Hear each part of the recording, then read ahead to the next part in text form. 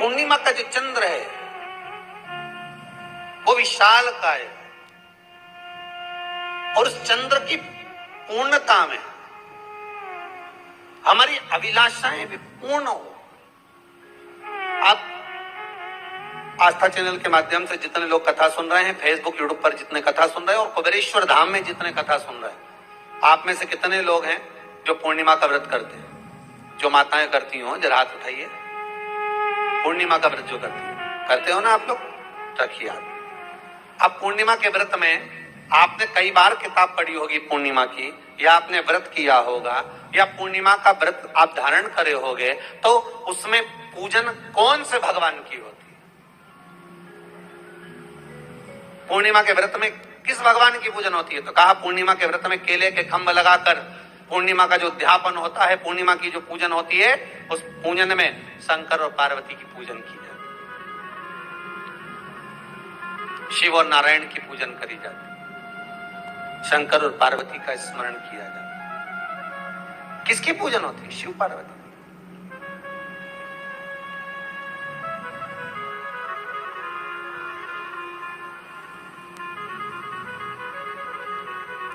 क्यों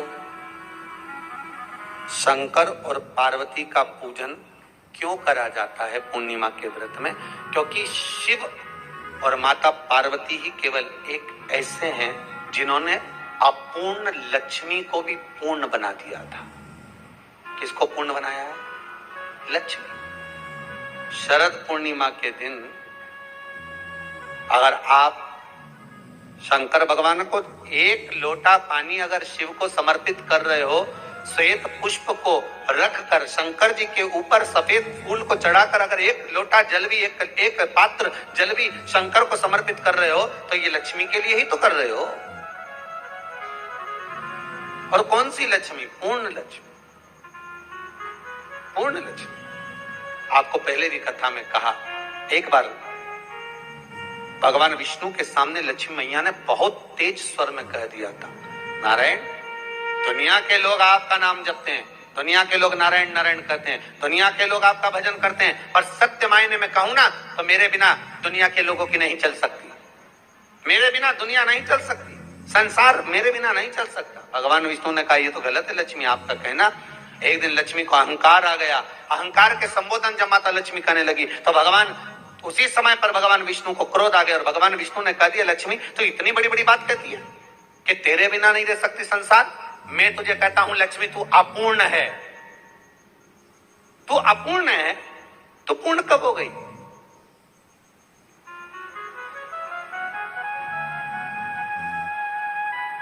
तेरी पूर्णता कहां हो गई? लक्ष्मी की आंख से आंसू बहने लगे। आज आपने मुझे अपूर्ण कहा है, आपको मालूम है आप मुझे अपूर्ण कह रहे हो? आपको ये ज्ञात हो रहा है आप मुझे अपूर्ण कर रहे हो? भगवान कहते हैं हाँ लक्ष्मी, मैंने तुझे अपूर्ण कहा है। अपूर्णता का मतलब आप जानते हो ना? भगवान कहते हैं लक्ष्मी मैं सब जानता हूं। लक्ष्मी रोती हुई माता सरस्वती के पास पहुंच गई। सरस्वती ने पूछा क्या बात है लक्ष्मी, क्यों रो रही हो? लक्ष्मी जी ने कहा क्या बताऊं सखी, मेरे पति ने आज मुझे अपूर्ण कह दिया है। तो क्यों रो रही है तू? अपूर्ण अगर कह दिया, पति ने ही तो कहा है ना, तो क्यों रोना? चल मेरे साथ। और सरस्वती मैया माता लक्ष्मी को लेकर सीधे पहुंच गई माता पार्वती के यहाँ। माता पार्वती के यहाँ जब पहुंची, माता पार्वती ने लक्ष्मी जी को देखा और सरस्वती को देखा तो पूछा कि बात क्या है, क्या हो गया ऐसा, क्या हुआ, क्या है ऐसा जो तुम दोनों आज मेरे पास में आई? क्या हुआ? पार्वती जी कुछ बोलती, शिव जी का ध्यान माता सरस्वती की ओर और लक्ष्मी की ओर गया और भगवान शंकर जान गए कि आज भगवान नारायण ने लक्ष्मी जी को अपूर्ण कहा है। अब देखें माता पार्वती क्या कर सकती है, इसको पूर्ण बनाने के लिए करेगी क्या? क्या हुआ? माता सरस्वती जी बोली लक्ष्मी को अपूर्ण कर दिया। अपूर्ण कर दिया? हाँ, तो क्या सोचना उसके लिए, इसको मैं अभी पूर्ण बना देती हूं।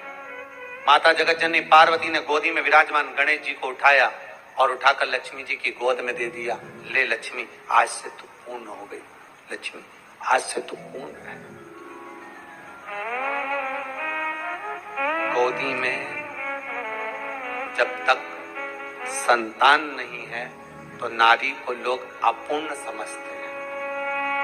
पर माता पार्वती जी ने संपूर्ण ब्रह्मांड में एक सिद्धता प्रदान कर दी कि अपने गोदी के लाल को, अपने गोदी के पुत्र को माता ने लक्ष्मी की गोद में देकर लक्ष्मी को पूर्ण बना दिया।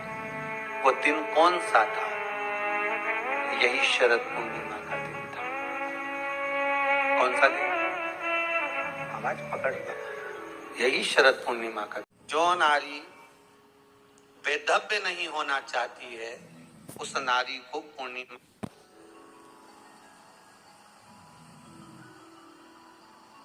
स्वयं भगवान कृष्ण यशोदा रानी को, माता यशोदा जी को भी बता रहे 32 वर्ष।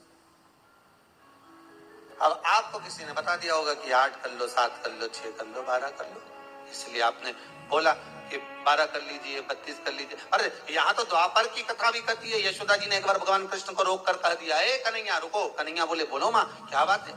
कन्हैया जरा रुकिए, इधर आओ जरा। भगवान कृष्ण आए। हाँ माँ बोलिए। किस जगह का प्रसंग है ये?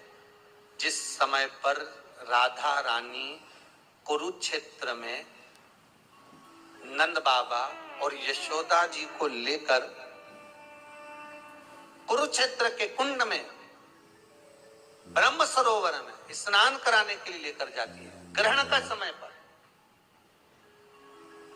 और जब भगवान कृष्ण उस कुरुक्षेत्र के उस सरोवर में स्नान करने आते हैं, तब यशोदा जी ने अपने लाला से प्रश्न किया है, पूछा है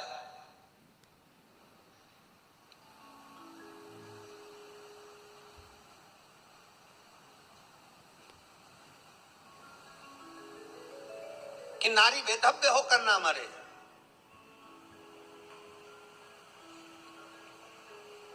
उस लड़की ये गलत जगह पर डूब गया है।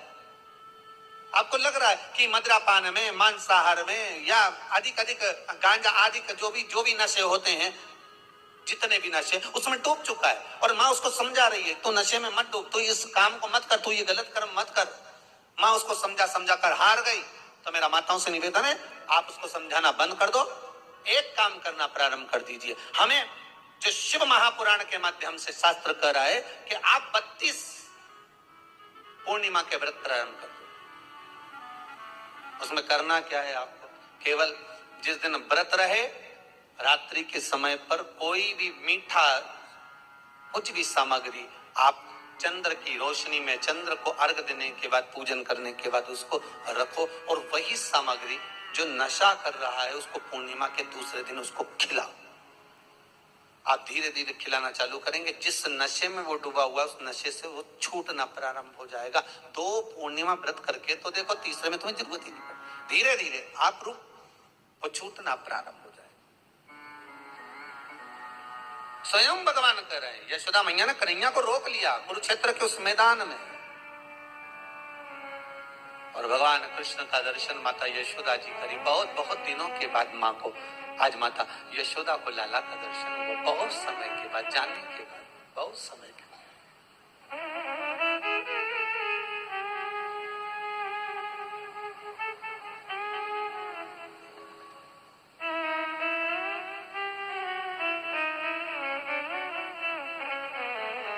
आज